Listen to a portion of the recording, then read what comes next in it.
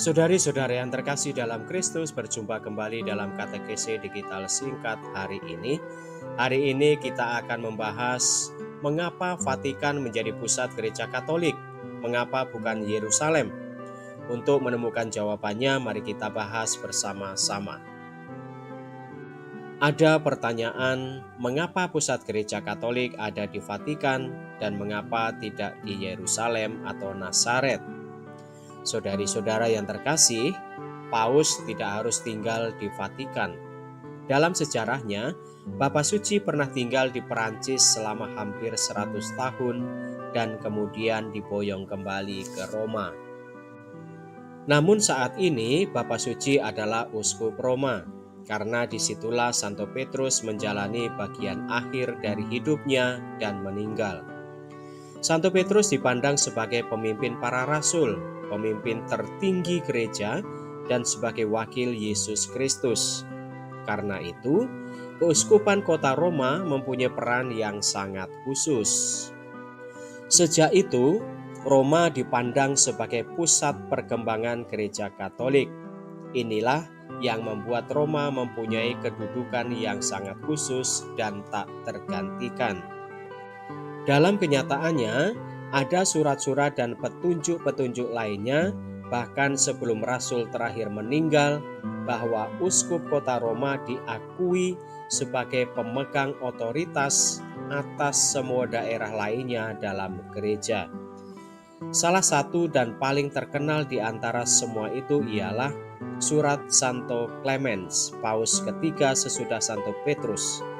Surat itu ditujukan kepada gereja di Korintus pada tahun 95. Santo Clemens menyatakan Roma sebagai pusat gereja dan kedudukannya memiliki otoritas di atas komunitas gereja lain.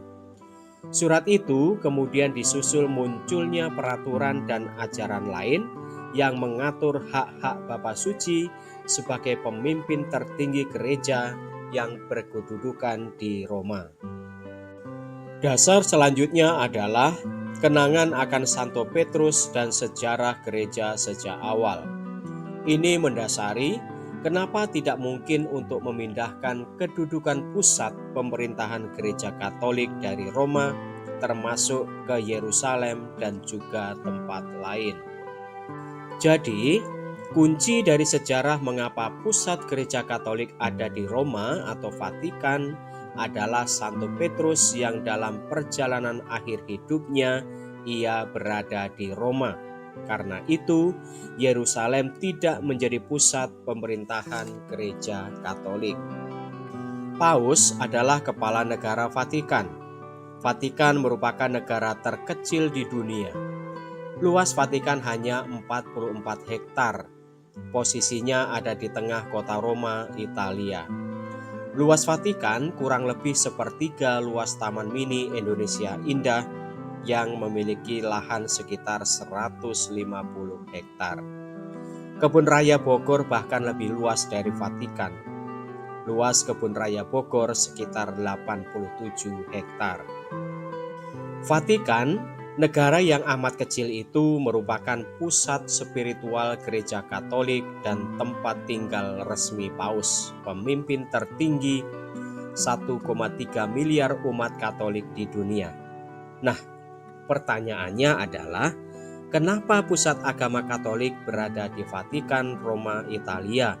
Padahal Yesus lahir di Betlehem, besar di Nazaret, dan wafat di Yerusalem. Tiga wilayah itu saat ini berada dalam teritori negara Israel dan Palestina. Jika ditarik garis lurus di Google Map, jarak Yerusalem ke Vatikan sekitar 2.300 km, menyeberangi Laut Tengah. Pusat gereja Katolik berada di Vatikan, Roma, Italia, bukan karena Yesus lahir, besar, atau meninggal di tempat itu, tetapi karena perjalanan sejarah panjang perkembangan gereja selama kurang lebih 2000 tahun sejak Yesus wafat di Bukit Golgota, Yerusalem. Kata gereja dipahami bukan sebagai gedung tempat beribadah, namun persekutuan orang-orang yang beriman pada Yesus. Maka sejarah gereja dalam arti ini dimaknai sebagai sejarah perjalanan para pengikut Yesus. Dalam Injil dikisahkan, Yesus memiliki 12 murid pertama. Ada 2 orang yang bernama Simon. Pertama, Simon yang berprofesi sebagai nelayan, dan yang kedua, Simon orang Selot. Selot adalah kelompok politik dan religius Yahudi yang berjuang membebaskan wilayah Yahudi kala itu dari cengkeraman kerajaan Romawi. Selain 2 orang bernama Simon itu, murid pertama Yesus adalah Andreas, Yakobus, Yohanes, Filipus, Bartolomeus, Thomas, Matius, Yakobus, Tadeus, dan Yudas Iskariot. Ke-12 orang itu selalu mengikuti Yesus keliling untuk mengajar dan mewartakan kabar sukacita di sejumlah desa dan kota yang saat ini menjadi wilayah Israel dan Palestina, antara lain Nazaret, Kapernaum, Kana, Betsaida, Nain, Magdala sekarang Migdal, Betania sekarang Al-Aisaria, Jericho, dan Yerusalem. Kabar sukacita yang disebarkan Yesus adalah tentang Tuhan yang mengasihi manusia dan hendaknya manusia juga mengasihi sesamanya. Manusia diajak untuk bersama-sama membangun kerajaan Tuhan di dunia, Tuhan yang menjadi Raja. Artinya, membangun tatanan hidup masyarakat yang didasari oleh cinta kasih kepada Tuhan dan sesama. Yesus memulai karya pewartaan kabar sukacita ini pada usia 30 tahun. Ia wafat di atas kayu salib pada usia 33 tahun. Selama 3 tahun, ke-12 murid itulah yang selalu mendampingi Yesus kemanapun ia pergi. Sebelum wafat, Yesus menunjuk Simon sang nelayan untuk menjadi pemimpin 12 murid pertama sekaligus pemimpin orang-orang yang menjadi pengikut Kristus. Kisah awal karya Yesus dan perekrutan murid-murid pertama ini bisa disaksikan dalam film serial The Chosen yang tayang di Netflix. Dalam 3 tahun karya pewartaannya, pengikut Yesus amat banyak. Dalam Injil diceritakan dalam sebuah kesempatan mengajar, orang yang datang untuk mendengarkan ajaran Yesus mencapai 5.000 orang. Dalam Matius dikatakan Yesus memberi makan 5.000 orang. Yesus memberi nama baru kepada Simon sang nelayan, Petrus yang artinya batu karang. Dan aku pun berkata kepadamu, engkau adalah Petrus, dan di atas batu karang ini aku akan mendirikan jemaatku, dan alam maut tidak akan menguasainya. Petrus pergi ke Roma setelah Yesus wafat. Para murid pertama dan murid-murid lain setelahnya pergi berpisah untuk menyebarkan ajaran Yesus. Ada yang ke Lebanon, Suriah, hingga Eropa Timur. Ada juga yang pergi ke Mesir dan Asia.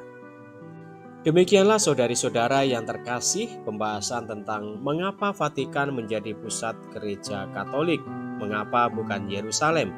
Semoga menambah wawasan iman Katolik kita ya. Salam.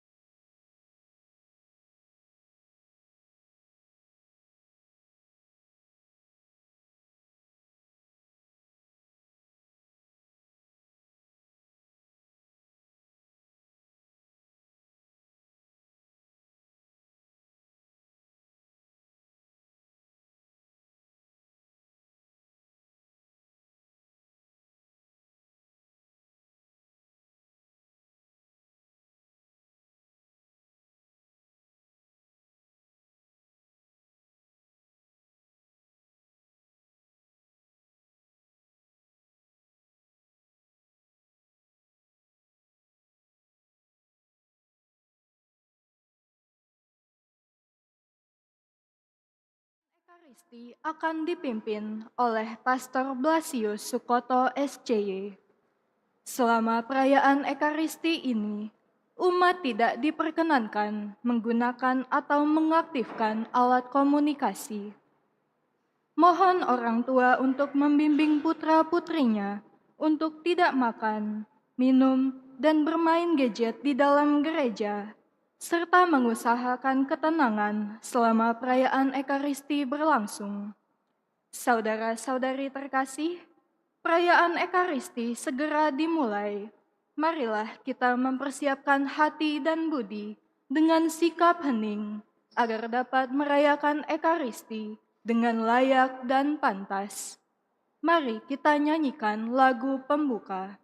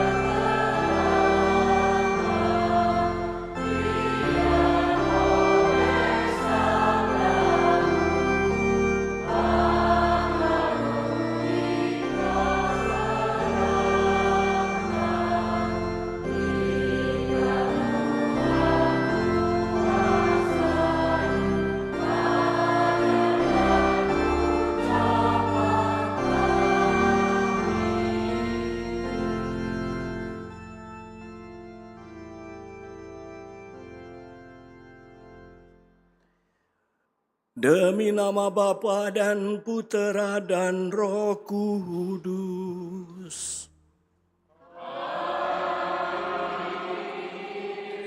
Tuhan bersamamu.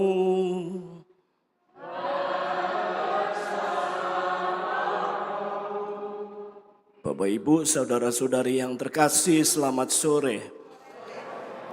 Bersyukur, berterima kasih kepada Tuhan di tengah kesibukan kita hari ini boleh ambil bagian di dalam perayaan Ekaristi Sumber Kehidupan hari Minggu biasa yang ke-14. Kita diajak untuk merenungkan sekali lagi jati diri kita sebagai seorang Katolik, seorang Kristen yang ingin bertumbuh berkembang dengan baik, tetapi tidak selalu demikian adanya. Maka untuk itu mari kita mohon ampun kepada Tuhan atas segala kesalahan dan dosa-dosa kita. Saya mengaku kepada Allah yang Maha Kuasa dan kepada saudara sekalian bahwa saya telah berdosa dengan pikiran dan perkataan, dengan perbuatan dan kelalaian. Saya berdosa, saya sungguh berdosa. Oleh sebab itu saya mohon kepada Santa Perawan Maria, kepada para malaikat dan orang kudus, dan kepada saudara sekalian, supaya mendoakan saya pada Allah Tuhan kita. Semoga Allah yang Maha Kuasa mengasihani kita, mengampuni dosa kita, menghantar kita ke hidup yang kekal. Amin.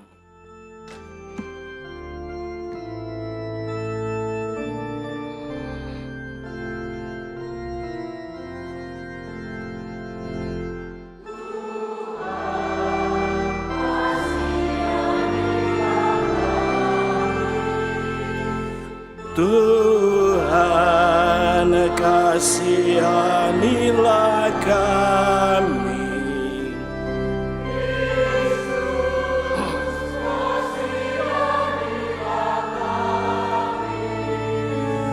Kristus, kasihanilah kami.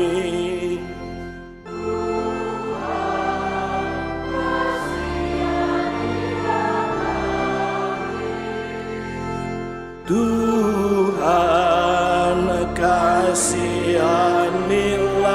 kami. Kemuliaan kepada Allah di surga,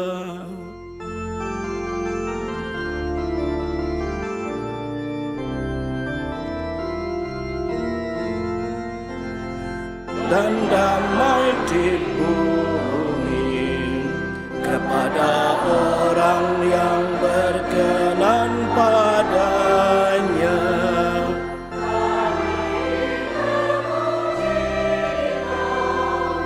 Kami maluhurkan Dikau,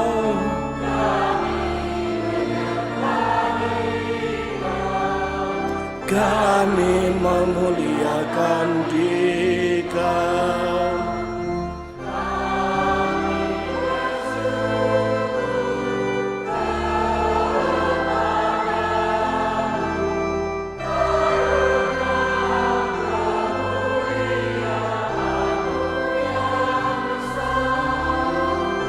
Ya Tuhan Allah Raja Surgawi, Allah Bapa yang Maha Kuasa,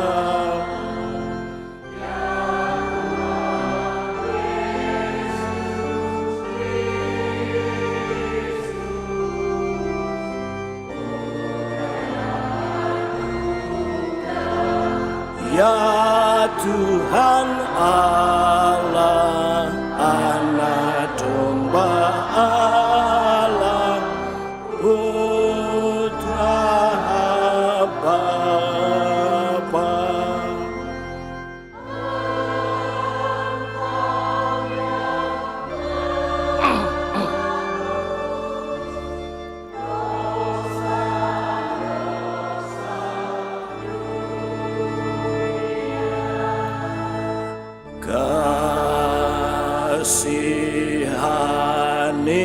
Kasihanilah kami.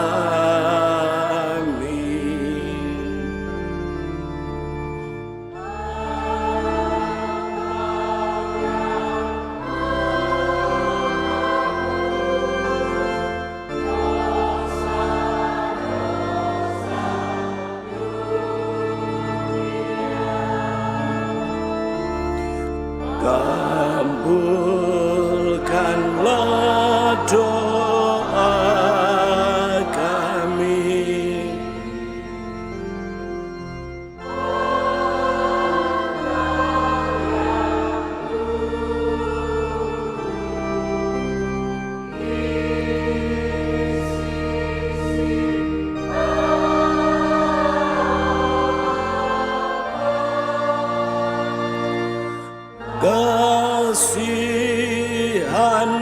Kasihanilah kami.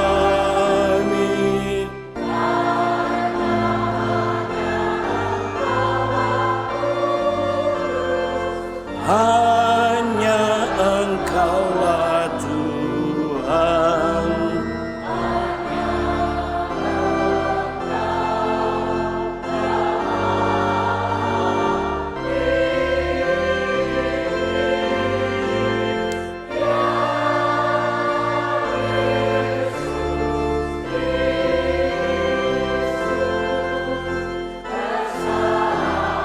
Roh Kudus dalam kemuliaan Allah Bapa. Amin.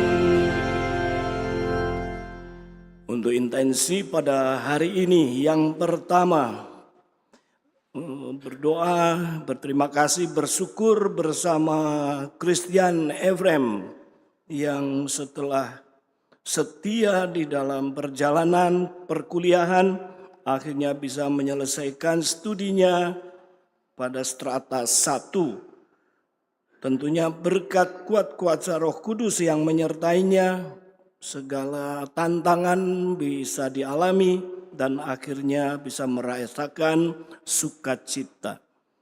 Yang kedua, kita bergabung dalam doa untuk arwah Ibu Kartina yang menurut saya merupakan salah satu tokoh legio di paroki ini.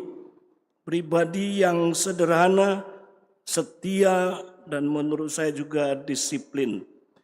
Semoga belas kasih Allah menyertainya dan berbahagia bersama Bapa di surga.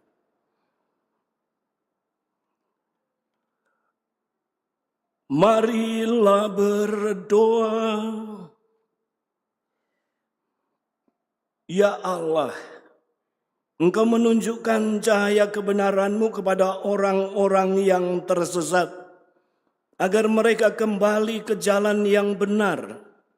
Semoga semua yang menyatakan diri Kristen menolak segala yang bertentangan dengan nama ini dan mengejar apa yang selaras dengannya. Demi Yesus Kristus Tuhan dan pengantara kami, yang hidup dan berkuasa bersama Engkau dalam persekutuan Roh Kudus, Allah sepanjang segala masa. Amin. Mari mendengarkan sabda Tuhan. Bacaan dari kitab Yesaya. Beginilah firman Tuhan, seperti hujan dan salju turun dari langit dan tidak kembali ke sana, melainkan mengairi bumi, membuatnya subur dan menumbuhkan tumbuh-tumbuhan, memberi benih kepada penabur dan roti kepada orang yang mau makan. Demikianlah firman yang keluar dari mulutku. Ia tidak akan kembali kepadaku dengan sia-sia, tetapi akan melaksanakan apa yang ku kehendaki dan akan berhasil dalam apa yang kusuruhkan kepadanya. Demikianlah sabda Tuhan.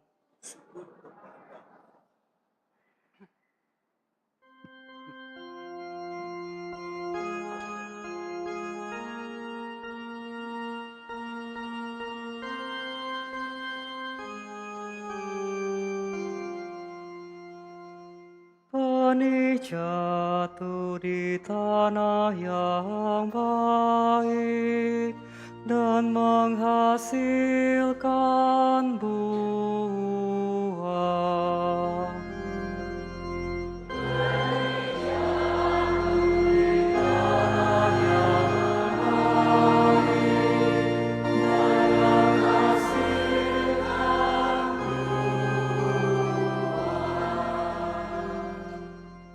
Engkau mengindahkan tanah, lalu mengaruniainya kelimpahan.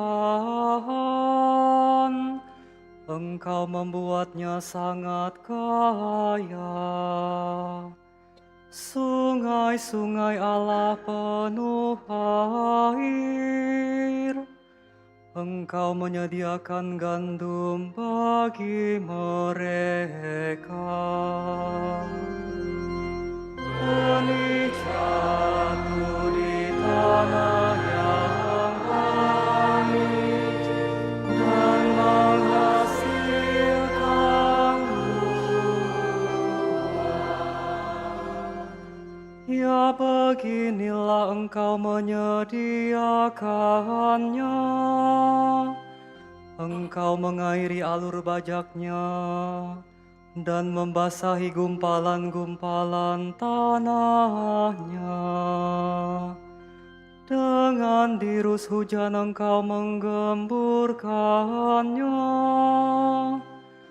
dan memberkati tumbuh-tumbuhannya. Benih jatuh di tanah yang baik dan menghasilkan buah. memahkotai tahun dengan kebaikan-Mu. Jejakmu mengeluarkan lemak. Tanah-tanah padang gurun mengalirkan air. Bukit-bukit berikat pinggangkan sorak-sorai. Benih jatuh di tanah yang baik dan menghasilkan buah.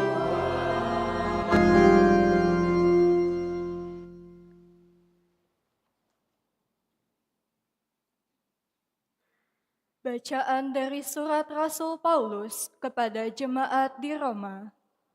Saudara-saudara, aku yakin penderitaan zaman sekarang ini tidak dapat dibandingkan dengan kemuliaan yang akan dinyatakan kepada kita. Sebab dengan amat rindu, seluruh makhluk menantikan saat anak-anak Allah dinyatakan, karena seluruh makhluk telah ditaklukkan kepada kesia-siaan. Bukan karena kehendaknya sendiri, melainkan karena kehendak Dia yang telah menaklukkannya. Tetapi penaklukan ini dalam pengharapan, sebab makhluk itu sendiri juga akan dimerdekakan dari perbudakan kebinasaan dan masuk ke dalam kemerdekaan mulia anak-anak Allah. Kita tahu sampai sekarang segala makhluk sama-sama mengeluh dan sama-sama merasa sakit bersalin. Dan bukan hanya makhluk-makhluk itu saja, kita yang telah menerima Roh Kudus sebagai anugerah sulung dari Allah, kita pun mengeluh dalam hati sambil menantikan pengangkatan sebagai anak, yaitu pembebasan tubuh kita. Demikianlah sabda Tuhan.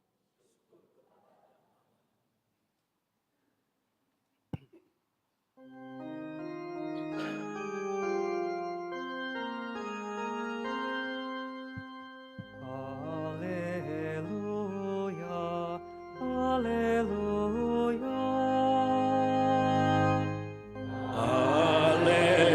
Haleluya, haleluya. Benih itu adalah sabda Allah, penaburnya adalah Kristus. Orang yang menerima Dia memperoleh kehidupan abadi.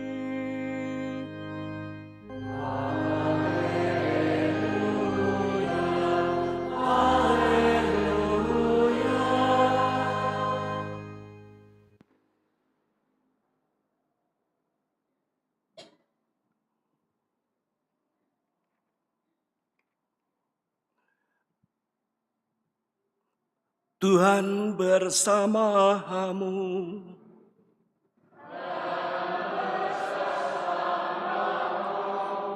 Inilah Injil suci menurut Santo Matius.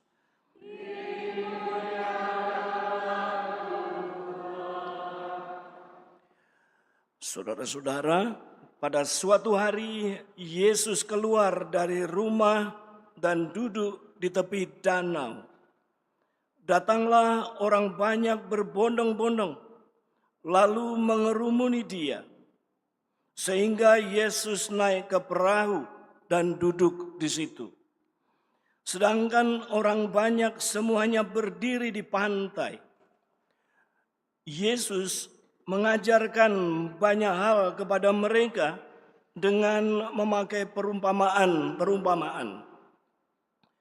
Ia berkata, ada seorang penabur keluar untuk menabur.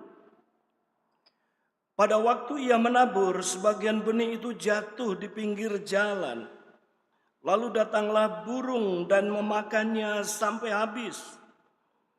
Sebagian jatuh di tanah yang berbatu-batu, yang tidak banyak tanahnya. Lalu benih itu pun segera tumbuh karena tanahnya tipis. Tetapi sesudah matahari terbit, layulah tumbuhan itu dan menjadi kering karena tidak berakar. Sebagian lagi jatuh di tengah semak duri. Lalu makin besarlah semak itu dan menghimpitnya sampai mati. Sebagian jatuh di tanah yang baik, lalu berbuah. Ada yang 100 kali lipat, ada yang 60 kali lipat, ada yang 30 kali lipat. Siapa yang bertelinga, hendaklah ia mendengar. Demikianlah sabda Tuhan.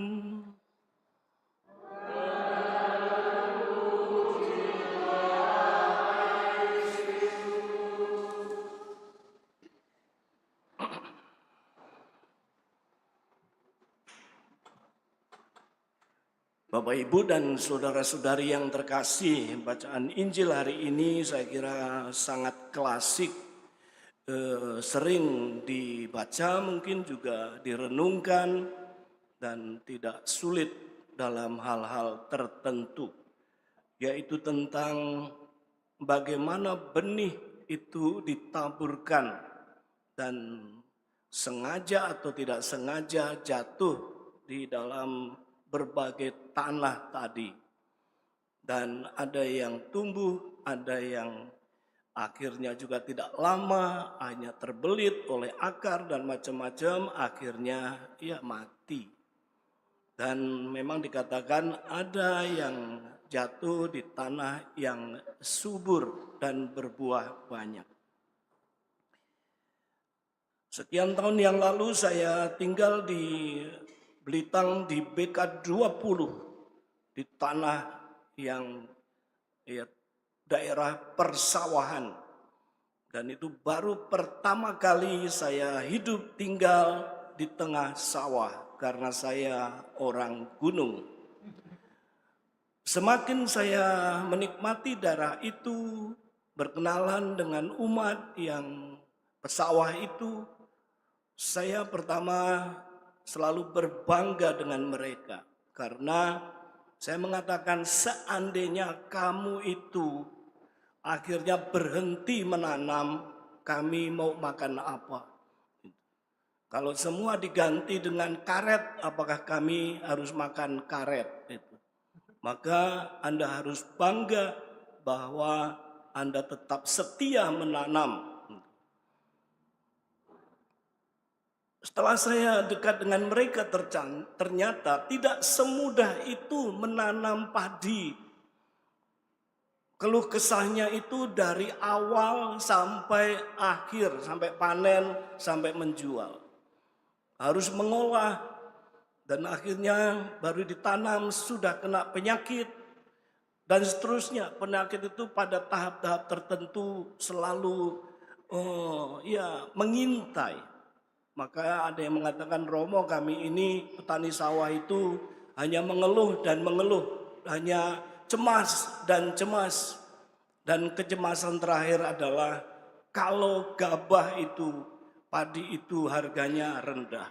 Maka kami hanya akhirnya kredit lagi untuk istilahnya itu nyaur untuk pupuknya itu tidak sebanding. Dan begitulah. Yang ingin saya katakan adalah, memang untuk bertumbuh, berkembang dari satu tanaman padi itu membutuhkan memang perencanaan. Tanahnya, bibitnya, orang yang mengolah, dan akhirnya bagaimana dipasarkan dengan baik.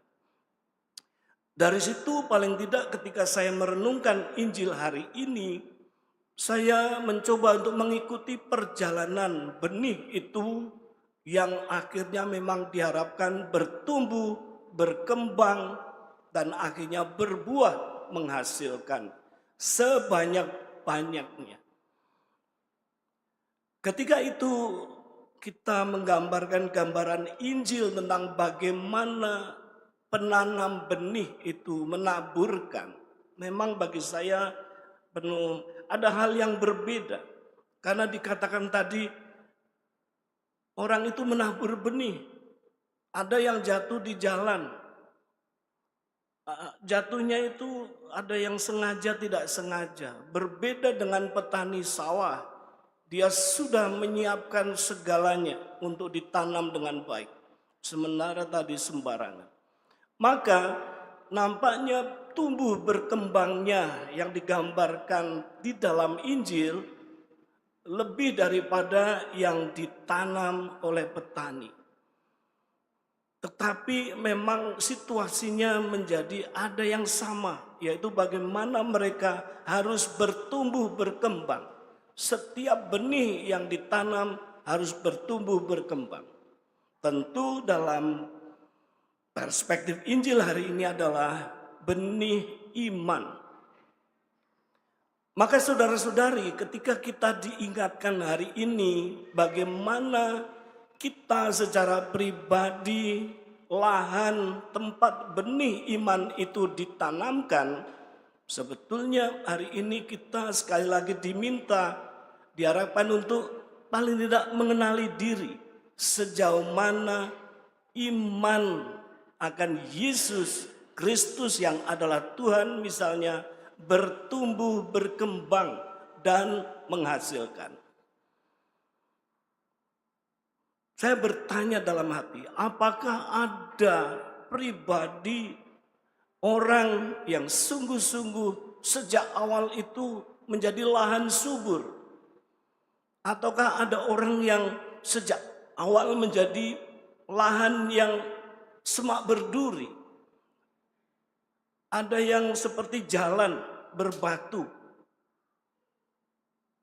Kalau melihat citra diri kita sebagai citra Allah, tentunya setiap orang sebetulnya menjadi lahan yang subur bagi tumbuh berkembangnya iman itu. Maka kita mengandaikan saja bahwa kita semua adalah lahan subur bertumbuh berkembangnya iman. Sesudah itu kita mencoba untuk merefleksi diri. Apakah atau mengapa di tempat lain dalam manusia ciptaan Allah bertumbuh dengan baik, ke dalam pribadi yang lain tidak, kepada saya mungkin juga. Karena memang pada dasarnya kita itu baik, tetapi ternyata kebaikan itu tidak selalu berjalan dengan baik, dengan lurus. Maka bisa kita membayangkan yang tadinya menjadi lahan subur, tetapi akhirnya menjadi tidak subur. Ada juga yang memang awalnya subur dan dia bertumbuh berkembang dengan subur, dengan baik. Pertanyaannya adalah mengapa yang di sana menjadi tetap bertumbuh berkembang, sementara di sana tidak? Maka memang akhirnya kita berbicara tentang bagaimana memelihara pertumbuhan, bagaimana memelihara kesuburan, sehingga tetap terjaga.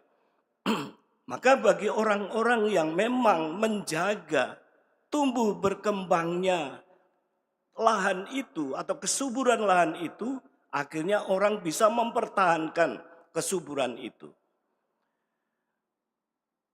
Di persawahan ada yang menanam itu 3 kali setahun. Ada yang hanya 2 karena situasinya, terutama air. Tetapi ternyata ada yang memaksakan, yang harusnya 2 kali, tetapi dia tanam 3 kali, dipaksakan. Dan akhirnya menjadi gagal. Maka dari situ bagi saya mengingatkan, bagaimana setiap pribadi harus mengenali diri. Sesubur apa saya? Kalau memang akhirnya menjadi kurang subur, mengapa? Ada apa dengan diri saya?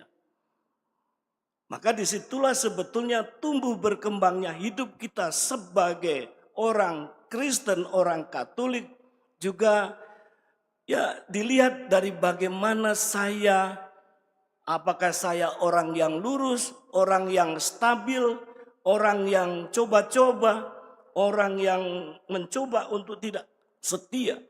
Misalnya orang Jawa itu punya filosofi selumat, selumut, selamat misalnya. Ke sana, ke sini, tapi ujungnya harus baik. Kalau demikian maka kita memang terbelit oleh situasi yang menjadikan lahan kita tidak subur. Saya pernah mengingatkan kepada misalnya para devosional atau juga pergerakan karismatik.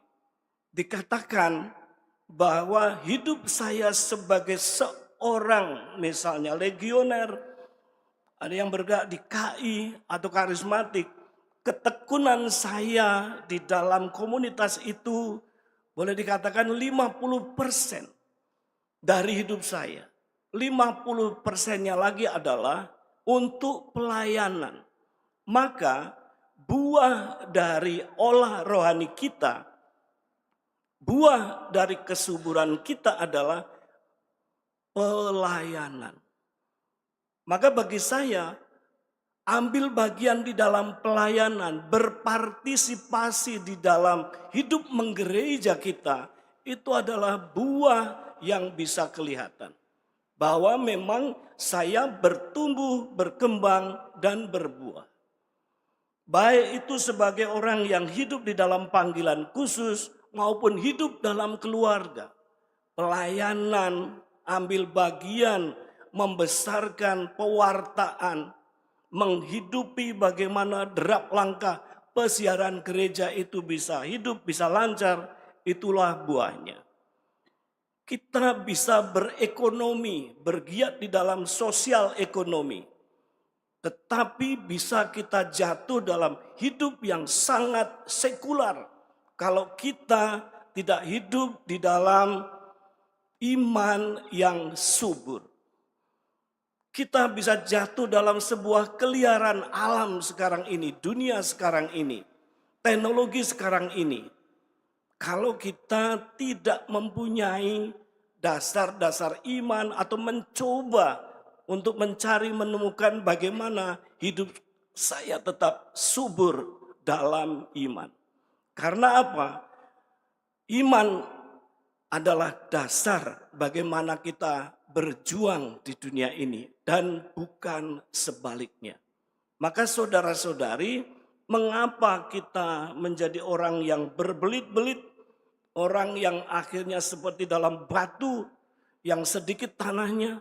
Karena memang kita bisa saja dengan sengaja masuk wilayah yang menjadikan hidup kita ini berbelit-belit. Maka biasanya ada kesadaran, saya memilih, saya tahu bahwa ini tidak benar.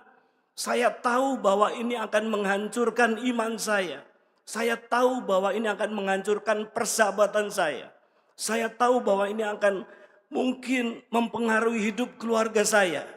Sadar, tahu dan mau. Akhirnya kita terjerumus, menjerumuskan diri dalam sebuah kehidupan yang berbelit-belit penuh pencobaan. Apakah kita tidak bisa mengembalikan lagi suasana itu? Tentu sangat bisa. Kita percaya kuat kuasa Roh Kudus itu akan bisa mengembalikan. Asal kita percaya dan tentu yang sangat juga diharapkan ada sikap pertobatan. Maka saudara-saudari, sekali lagi sadarilah diri saya sendiri bahwa saya dicipta menjadi manusia penuh rahmat, menjadi ladang subur, dan Allah ingin supaya kita berbuah di dalam pelayanan. Bahwa akhirnya terjadi tantangan godaan, sadarilah. Mungkin saya sadar saya memilih, atau memang situasi kondisi yang menjadikan hidup saya berbelit-belit. Maka Kembalilah kepada, bagi saya kuat kuasa Roh Kudus yang menggerakkan saya supaya saya kembali kepada situasi yang lurus di hadapan Tuhan. Berkat Tuhan menyertaimu semua. Amin.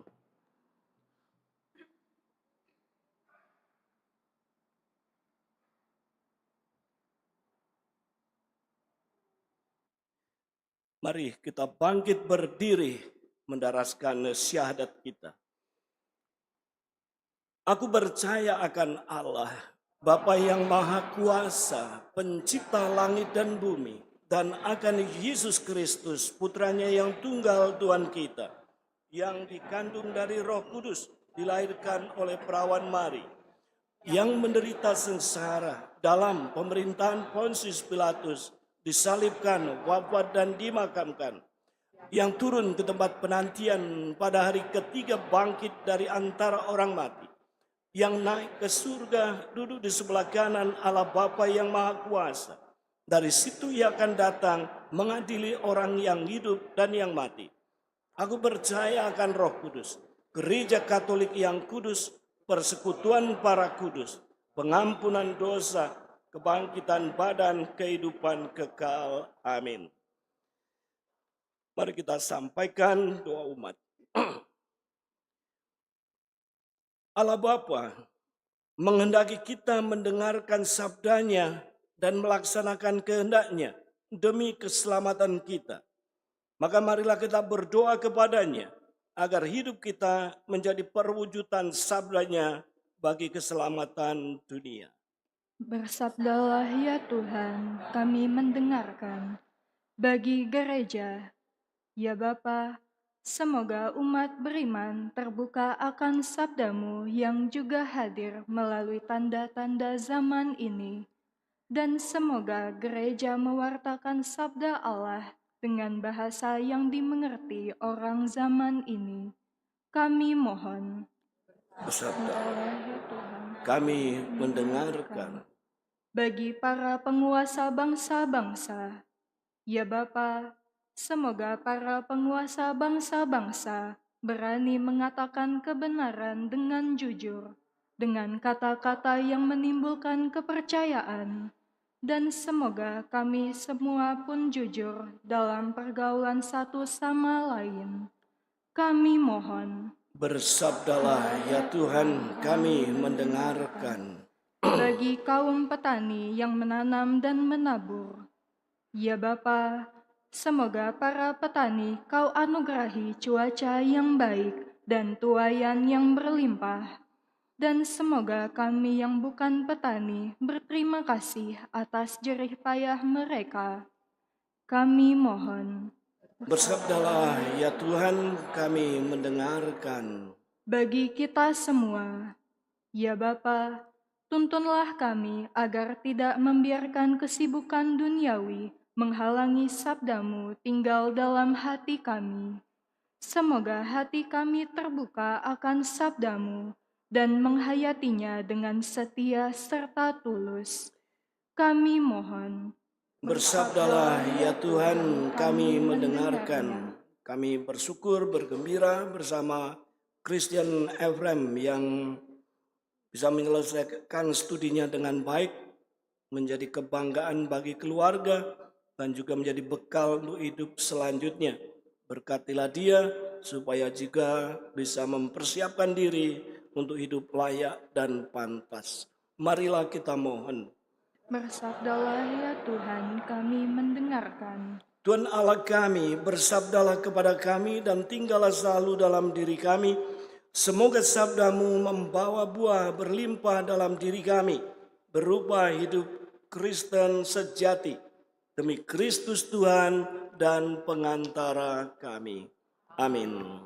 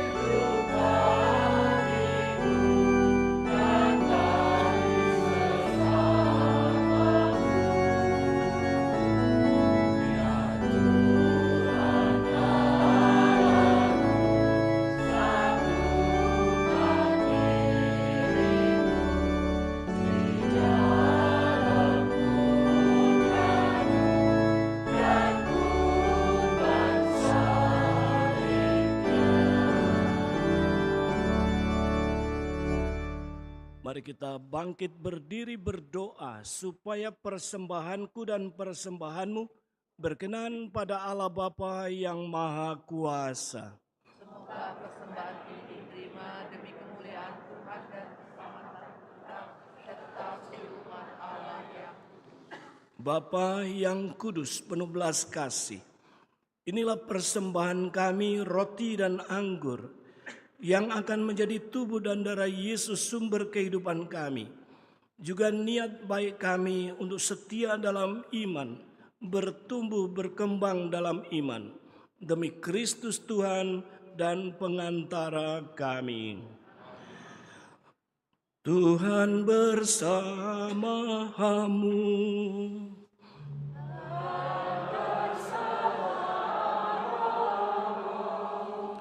Marilah mengarahkan hati kepada Tuhan.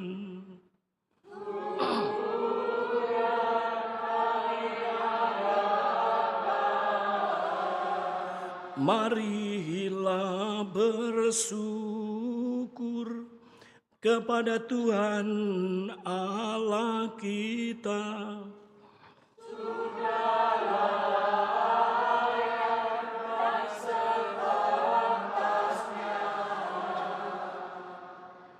Sungguh pantas dan benar, layak dan menyelamatkan, bahwa kami selalu dan dimanapun bersyukur kepadamu Tuhan Bapa yang kudus, Allah yang maha kuasa dan kekal. Engkau telah menciptakan alam semesta, mengatur silih bergantinya waktu. Engkau membentuk manusia menurut citramu, menempatkan seluruh alam raya yang megah di bawah kuasamu, agar selaku wakilmu ia mengatur alam semesta yang kau ciptakan dan selalu memuji engkau karena besarnya karya-karyamu dengan pengantaraan Kristus Tuhan kami. Maka dalam perayaan yang menggembirakan ini, bersama semua malaikat kami memujimu sambil bernyanyi.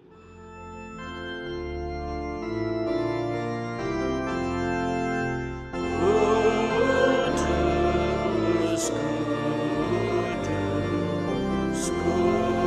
kuduslah Tuhan, Allah segala kuasa, surga dan bumi penuh kemuliaan-Mu.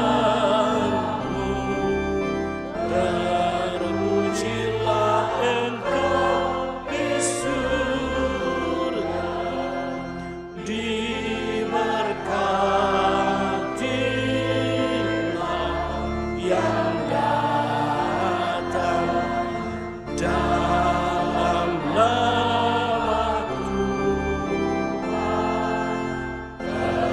Terpujilah Engkau di surga.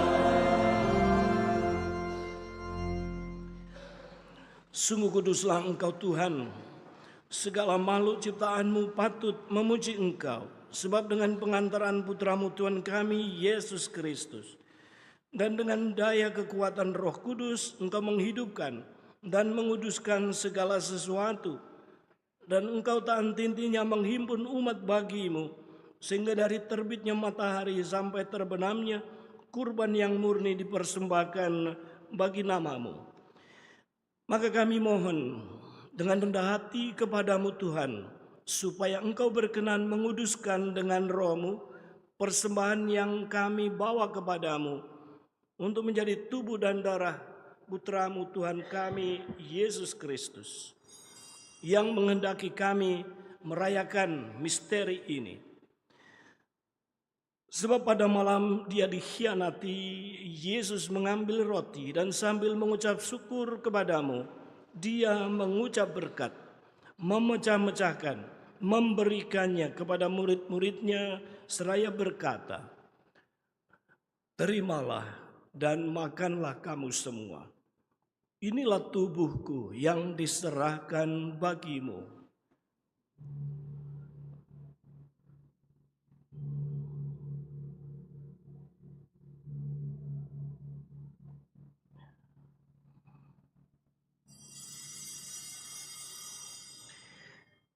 Demikian pula sesudah perjamuan, Yesus mengambil piala dan sambil mengucap syukur kepadamu, dia memberkati, memberikannya kepada murid-muridnya, seraya berkata, terimalah dan minumlah kamu semua. Inilah piala darahku, darah perjanjian baru dan kekal, yang ditumpahkan bagimu dan bagi semua orang demi pengampunan dosa. Lakukanlah ini sebagai kenangan akan daku.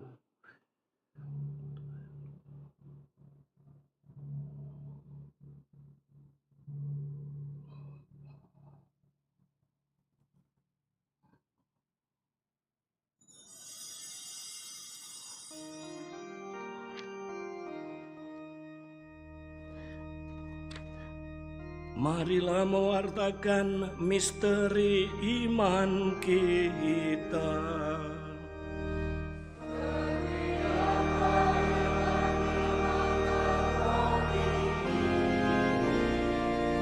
Dan minum dari piala ini, bahwa-Mu Tuhan akan hingga Engkau datang. Maka Tuhan sambil mengenangkan sengsara putramu yang menyelamatkan, kebangkitannya yang mengagumkan dan kenaikannya ke surga, sambil mengharapkan kedatangannya kembali, kami mempersembahkan kepadamu kurban yang hidup dan kudus ini, seraya mengucap syukur. Kami mohon pandanglah persembahan gerejamu dan indahkanlah kurban yang telah mendamaikan kami dengan Dikau. Perkenankanlah agar kami dipulihkan dengan tubuh dan darah putramu, dipenuhi dengan Roh Kudusnya, dijadikan satu tubuh dan satu roh dalam Kristus. Semoga kami disempurnakan olehnya menjadi persembahan abadi bagimu, agar kami pantas mewarisi kebahagiaan surgawi. Bersama para pilihanmu, terutama bersama Santa Perawan Maria Bunda Allah, Santo Yosef mempelainya, para rasulmu yang kudus, dan para martirmu yang jaya, dan semua orang kudus yang melalui doa-doa mereka di hadapanmu senantiasa menolong kami. Kami mohon Tuhan, semoga kurban yang mendamaikan ini menghasilkan damai dan keselamatan seluruh dunia. Semoga Engkau berkenan memperkuat gerejamu yang sedang berziarah di bumi ini dalam iman dan cinta kasih. Bersama hambamu Paus kami Leo ke-14, Uskup Agung kami Yohanes, Uskup Emeritus Aloysius, bersama semua uskup dan semua rohaniwan serta seluruh umat kesayanganmu.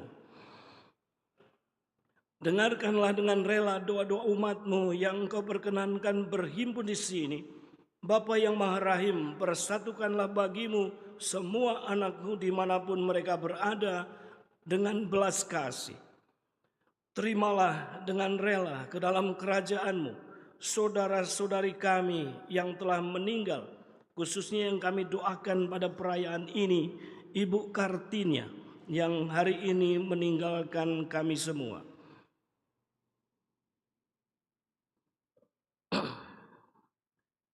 Bapa yang Maha Rahim, persatukanlah kami dan semua orang yang berkenan padamu yang telah beralih dari dunia ini. Kami berharap di sanalah mereka menikmati kepenuhan kemuliaan-Mu selamanya dengan pengantaran Kristus Tuhan kami. Melalui Dia Engkau melimpahkan segala kebaikan kepada dunia. Dengan pengantaraan Dia, bersama Dia, dan dalam Dia, bagimu Allah Bapa yang Maha Kuasa, dalam persekutuan dengan Roh Kudus, segala hormat dan kemuliaan sepanjang segala masa. Amin. Kita bangkit berdiri, bersatu dalam doa yang Tuhan Yesus mengajarkan kepada kita.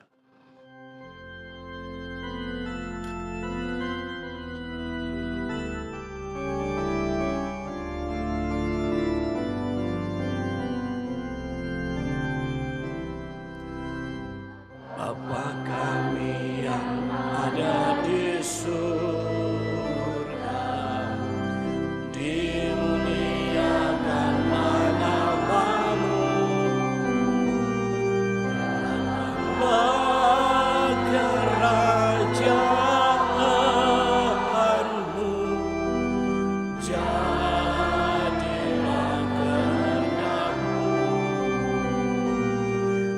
atas bumi seperti di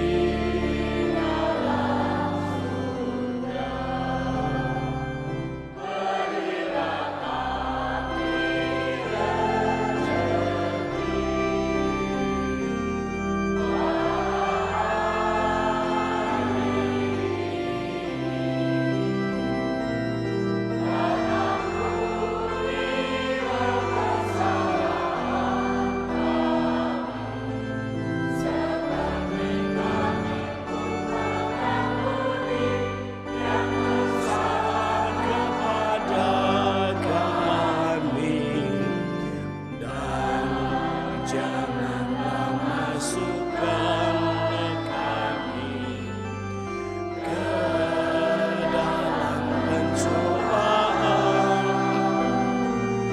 tetapi bebaskanlah kami dari yang jahat. Tuhan, kami mohon, bebaskanlah kami dari segala yang jahat. Sudilah memberi damai sepanjang hidup kami, supaya kami yang telah dikuatkan oleh kelimpahan belas kasih-Mu selalu bebas dari dosa, dijauhkan dari segala gangguan, sambil menantikan harapan yang membahagiakan kedatangan penyelamat kami, Yesus Kristus. Sebab Engkaulah Raja dan berkuasa untuk selamanya. Tuhan Yesus Kristus, Engkau telah bersabda kepada para rasul-Mu, kepada kami semua jemaat-Mu, damaiku kutinggalkan bagimu, damaiku kuberikan kepadamu. Ya Tuhan, janganlah memperhitungkan dosa kami, tetapi perhatikanlah iman gereja-Mu. Berilah kami damai dan kesatuan sesuai dengan kehendak-Mu. Engkau yang hidup dan meraja sepanjang segala masa. Damai Tuhan selalu bersamamu, sama roh.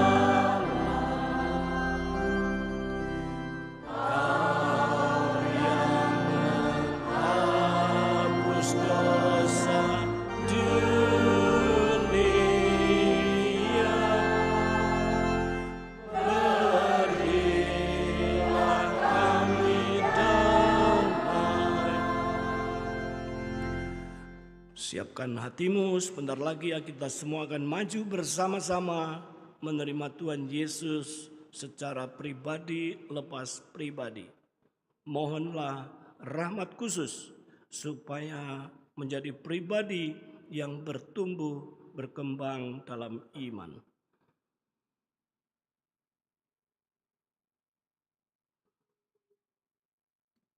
Lihatlah anak domba Allah, lihatlah Dia yang menghapus dosa dunia, dosa-dosa kita. Berbahagialah saudara yang diundang ke perjamuan anak domba.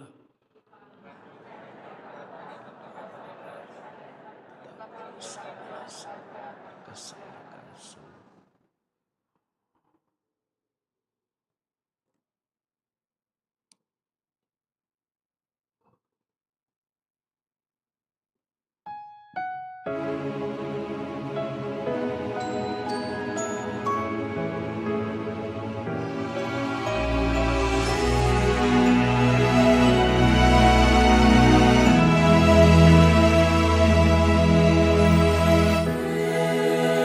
Yesus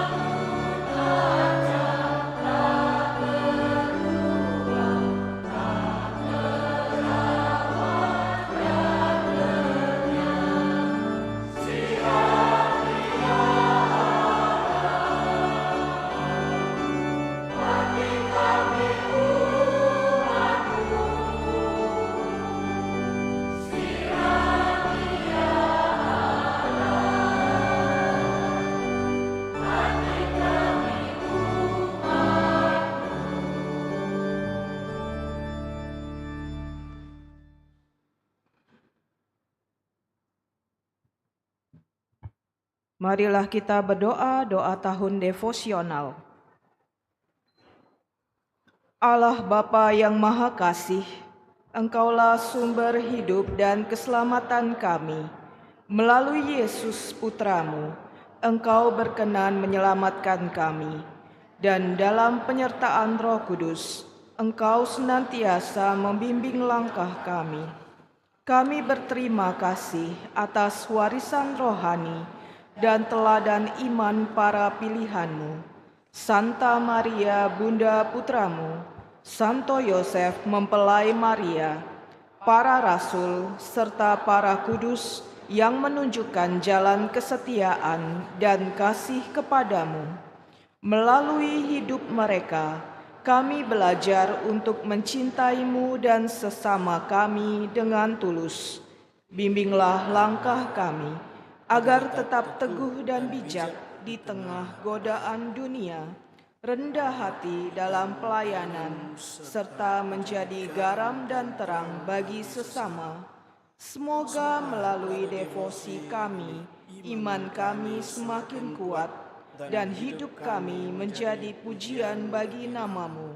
Dengan pengantaraan Yesus Kristus Putramu, Tuhan dan Penyelamat kami, kini dan sepanjang masa. Amin. Kemuliaan kepada Bapa dan Putra dan Roh Kudus, seperti pada permulaan, sekarang, selalu, dan sepanjang segala abad. Amin. Para kudus Allah, doakanlah kami.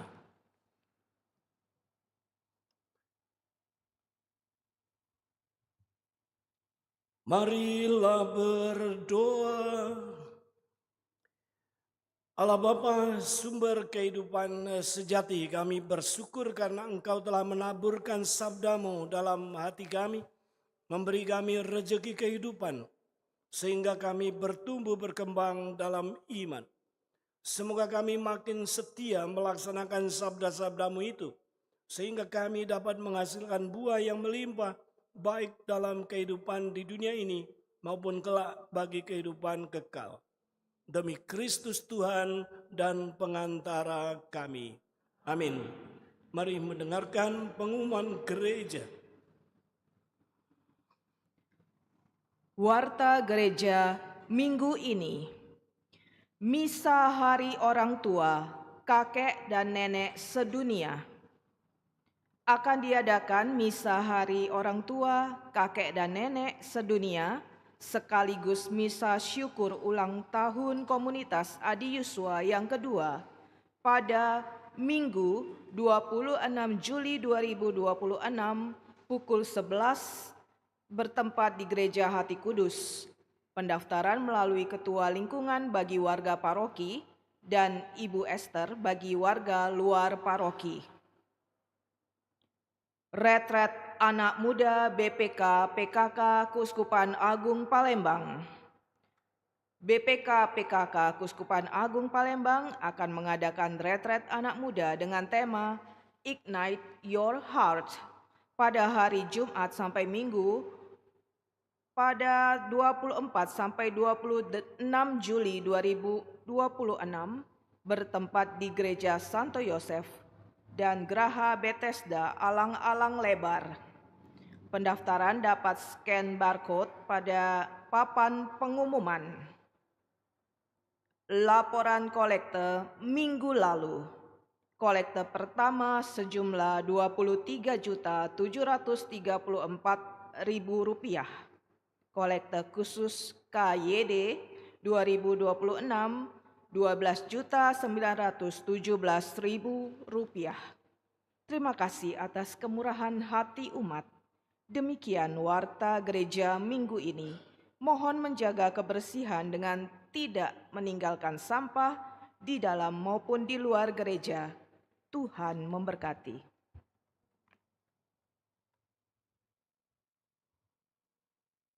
Tentang retret orang muda, Ignite Your Heart, nyalakanlah, kobarkanlah hatimu. Saya diminta untuk menganimasi. Saya hanya mengundang saja untuk orang muda, untuk mengobarkan hatimu dengan mengikuti retret, yang terselenggara untuk weekend saya kira ini 24 sampai 26. Dan itu salah satu cara untuk menyuburkan imanmu. Maka tadi dalam doa juga ada seruan, semoga melalui devosi kami, iman kami semakin kuat. Maka devosi pribadi dan bersama-sama itu juga sarana penyubur supaya kita hidup subur dalam iman. Maka jangan sampai hanya berdoa terus tapi tidak melaksanakan. Jadi devosi apa coba? Devosi pribadi, setiap hari berdoa, hal-hal yang baik tentang hidup kita secara rutin, disiplin, itu akan menyuburkan iman kita. Maka mari kita bangkit berdiri, mohon berkat Tuhan. Tuhan bersamamu.